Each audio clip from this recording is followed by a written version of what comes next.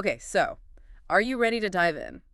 Today we're going deep, really deep, into the life and legacy of Martin Luther King Jr. Yeah, we're going way beyond the I have a dream speech, the usual iconic moment. And uncover some really fascinating stuff. Exactly. This isn't your MLK 101. We're talking about the man behind the movement, his influences, and how his vision for a just society, it went way beyond what many people realize. You'll be surprised. Like, everyone knows MLK was all about nonviolent resistance, right?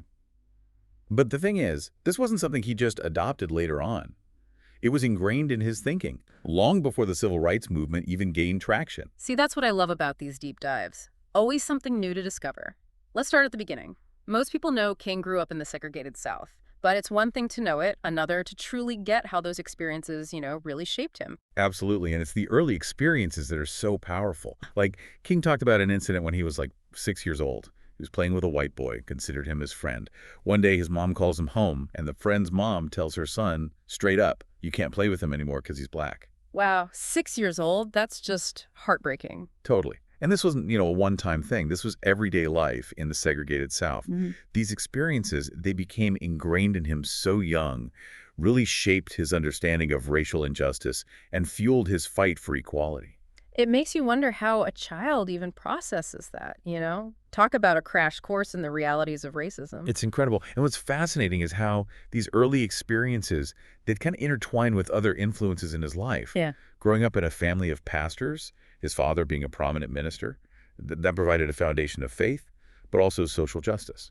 Right, like those seeds of activism were sown right there in his childhood home. Exactly. And from a young age, he's seeing the church as this pillar of the black community. It's a place of spiritual solace, but also social activism. Right. It wasn't just his upbringing, though, right? The man was brilliant. Absolutely. He was skipping grades in school, excelled at everything, showed this real thirst for knowledge, these innate abilities, along with his upbringing.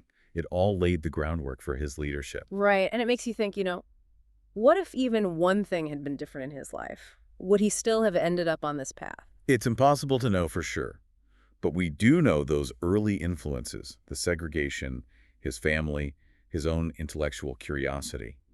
They all played a part in shaping his worldview. And this is where it gets even more interesting, because this is where we see those early influences actually start to crystallize. Like, everyone knows Gandhi's teachings on nonviolent resistance were huge for King. Huge, yeah. But I think a lot of people might be surprised to find out how early that influence took hold. Oh, yeah, people assume he, got into nonviolence later on, but it's deeper than that. Yeah. King first reads Gandhi while he's at Morehouse College, before seminary even.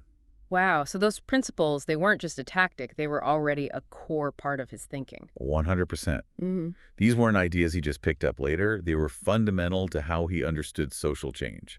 And that conviction, it would be tested time and again, believe me. Which leads us to, I think, a pivotal moment, not just for King, but for the entire civil rights movement.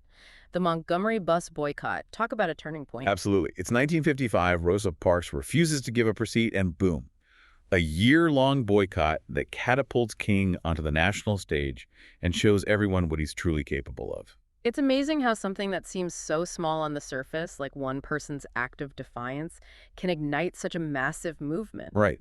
People forget, it wasn't just speeches and marches. King, he's organizing a community, keeping the momentum going, all while facing incredible pressure. And through it all, that commitment to nonviolence never wavered. Not once. Exactly. The Montgomery bus boycott, this is where the rubber met the road. His deeply held beliefs, they're tested in the public eye. And he more than rose to the occasion, not just as an organizer, but as a speaker. This is where we really see King's gift, his ability to move people with his words. Oh, absolutely. The boycott, it put his eloquence on full display. He could articulate the injustices faced by Black Americans with this incredible mix of righteous anger and hope. He became the voice of a movement right there in front of everyone. Seriously, the courage it took, risking everything, their livelihoods, even their lives for equality, it's amazing. Incredible. And, the Montgomery bus boycott was a huge victory, no doubt. But for King, it wasn't the end goal. It was a stepping stone in this much bigger battle for social justice. Right, and that's something that's so important to understand about King, right? We associate him with racial equality, obviously, but his vision was so much bigger, more radical even. Right, 100%. For King, it wasn't just about ending segregation or even legal equality. He wanted to dismantle the whole system, the stuff that kept poverty and inequality alive. He saw the connection, right? You couldn't fix one without fixing the other. It's not just black and white then, it's about lifting everyone up, creating a society where everyone has a real chance. Exactly. And this is where we get to this other, almost forgotten part of his legacy, which is the Poor People's Campaign.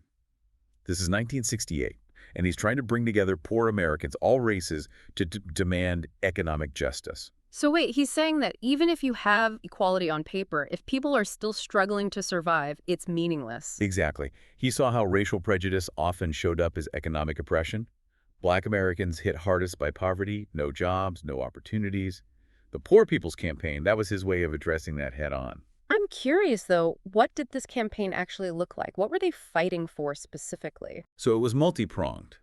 They wanted a guaranteed income for every American, massive job programs, affordable housing, a real radical redistribution of wealth to help those stuck in poverty. Wow. He's talking about fundamentally changing how society works, making sure everyone's taken care of. 100%. King saw this campaign as the next stage, the next fight after civil rights. Yeah.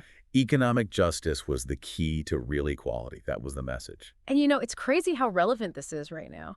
Income inequality, poverty, lack of affordable housing. It's like we're still dealing with the same stuff King was fighting against. It's true. The Poor People's Campaign, it got cut short, tragically, but it brought these issues to light, and we're still grappling with them. It shows how far ahead King was thinking. He wasn't just fighting for his time, he wanted a better future for everyone. It's inspiring, but also, I don't know, kind of sad that we're still dealing with this. Yeah, but progress, it's a long game.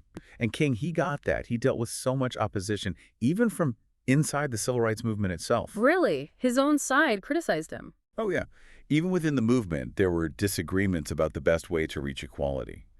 Some folks, they felt nonviolence wasn't enough, that to deal with the racism and the violence, you needed a stronger response. So how did he handle that? That had to be tough. Pressure from all sides like that. It was. He was constantly trying to find the balance. Right. But the thing about King, even with the criticism, the threats, he never, ever backed down from nonviolence. He believed in it, not as a tactic, but as like a way of life. He wasn't just trying to win a fight then. He wanted to change hearts, to change minds. Absolutely. Violence, even for a good cause, it only leads to more violence, he'd say. Lasting change, real change, that came from love, from compassion, understanding. He always said, meet physical force with soul force. And he had this way, he could put these beliefs into words so powerfully. Darkness cannot drive out darkness. Only light can do that. Hate cannot drive out hate. Only love can do that. I mean, it's so simple, but it gets you right here. Right. And those weren't just nice sayings for King. Those are the rules he lived by. It's what guided him. Every speech, every action, everything he did came back to that. Which is even more incredible when you think about the danger he was in every single day, the courage it took. Oh, for sure. And it wasn't just about racism in America either. It's easy to forget that his influence, it went global. He inspired movements all over the world. Right. The anti-apartheid movement in South Africa, for one. Nelson Mandela talked about how important King was to him. Exactly. Mandela, he saw King's philosophy, that nonviolent resistance, as the blueprint. It's amazing, right? One man fighting for justice in America ends up influencing change across the world. It makes you realize this fight for equality, it goes beyond borders, beyond cultures. Absolutely. And it's a reminder that it's not over, this fight. It's on us now to be vigilant, to have the courage, that same commitment that King had. It's easy to get caught up in our own lives. But it's good to be reminded that we're part of something bigger. Exactly. And that's why it's so important to remember people like King, to learn from him, to find that inspiration in how committed he was to creating a better world, a more compassionate world. It's humbling to think about it. One person's life having that much impact. His message, his actions, we're still talking about them today all over the world. It's the power of ideas, right? Especially when they're backed up by that much conviction. King's life, it reminds us that this fight for social justice, for economic justice, it's not over, not even close.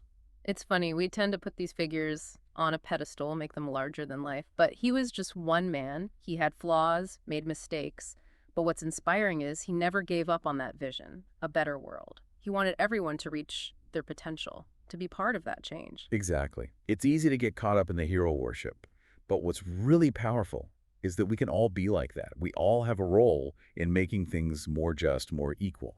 Right? His life, it's like this call to action. You can't stay silent. You've got to be part of the solution. Speak up, challenge injustice, fight for what you believe in, even when it's hard. And that doesn't mean you have to be out there leading marches. Talk to your friends, your family, educate yourself, support organizations doing good work. There's so many ways to contribute. Exactly. Find your way to be part of it. And never forget that dream, right?